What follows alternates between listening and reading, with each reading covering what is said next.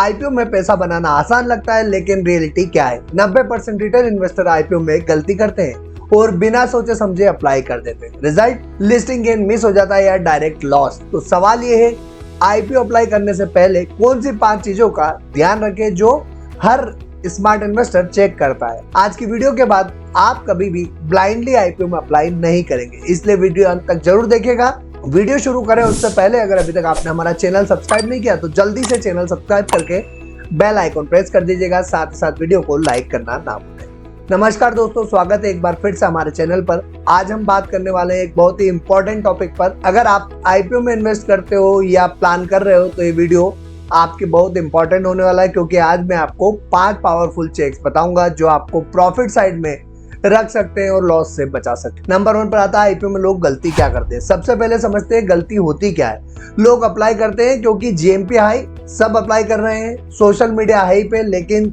Check क्या नहीं करते, कंपनी क्या करती है, फाइनेंशियल्स कैसे हैं, वैल्यूएशन सही है या नहीं, यही बिगेस्ट मिस्टेक करते हैं। चलिए अब देखते हैं वो 5 पॉइंट कौन कौन से, जिसमें नंबर 1 पर आता है बिजनेस मॉडल। सबसे पहला और सबसे इंपॉर्टेंट पार्ट है कंपनी करती क्या है। सिंपल लैंग्वेज में अगर हम समझे तो कंपनी का बिजनेस लोग समझते नहीं है और सीधा इन्वेस्ट कर देते हैं। और बिजनेस में हमें क्या क्या समझना जरूरी होता है, कंपनी का रेवेन्यू कहाँ से आता है, फ्यूचर ग्रोथ क्या है, इंडस्ट्री स्ट्रॉन्ग है या वीक है। फॉर एग्जाम्पल अगर ईवी या रिन्यूएबल सेक्टर की बात करें तो ग्रोथ सेक्टर है, आउटडेटेड बिजनेस रिस्की है। सिंपल लैंग्वेज में अगर हम समझे तो बिजनेस अगर समझ में आता है तो अप्लाई करें, अदरवाइज अवॉइड करें।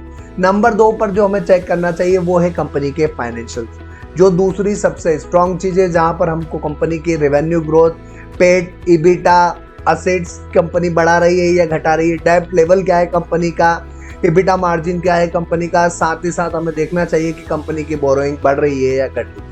अब अगर हम रेड फ्लैग देखें इसमें तो हाई डेब्ट, नो प्रॉफिट, इनकंसिस्टेंट ग्रोथ, ये सभी नेगेटिव फैक्टर माने जाते हैं। याद रखो, स्ट्रॉन्ग फाइनेंशियल मतलब कंपनी स्ट्रॉन्ग है और weak financial high risky IPO होने वाला है। नंबर 3 पर आता है वैल्यूएशन। तीसरी लेकिन काफी इंपॉर्टेंट बात, वैल्यूएशन सबसे बड़ा ट्रैप यही है। कंपनी अच्छी तो होती है, फाइनेंशियल्स भी अच्छे होते हैं, लेकिन कंपनी प्रीमियम वैल्यूएशन पर आईपीओ लेकर आती है तो यहाँ प्रॉफिट बनना मुश्किल हो जाता है। इसलिए सबसे पहले हमें चेक करना चाहिए P ratio, peer comparison, EPS क्या है कंपनी का, रिटर्न ऑन नेटवर्थ क्या है, आरओई, आरओसी जरूर देखें। अगर कॉम्पिटिटर 20 के पी पे काम कर रहा है और अपनी आईपीओ कंपनी 50 के पी पर आ रही है तो रिस्की आईपीओ, इसको अवॉइड किया जा सकता है, क्योंकि प्राइस ऑलरेडी कंपनी के फाइनेंशियल्स और बिजनेस को डिस्काउंट कर चुकी है। नंबर 4 पर आता है जीएमपी यानी ग्रे मार्केट प्रीमियम। लोग सिर्फ जीएमपी देखकर ब्लाइंडली आईपीओ में निवेश कर देते हैं, जो कि सबसे रिस्की होता है। जीएमपी सिर्फ सेंटिमेंट दिखाता है लेकिन गारंटी नहीं देता है। हाई जीएमपी अच्छा सिग्नल माना जाता है, लेकिन 100% लिस्टिंग की गारंटी नहीं होती है। प्रॉफिट मार्केट मूड बदलते ही जीएमपी क्रैश भी हो सकती है, इसलिए जीएमपी इंडिकेटर को डिसीजन इंडिकेटर ना समझे।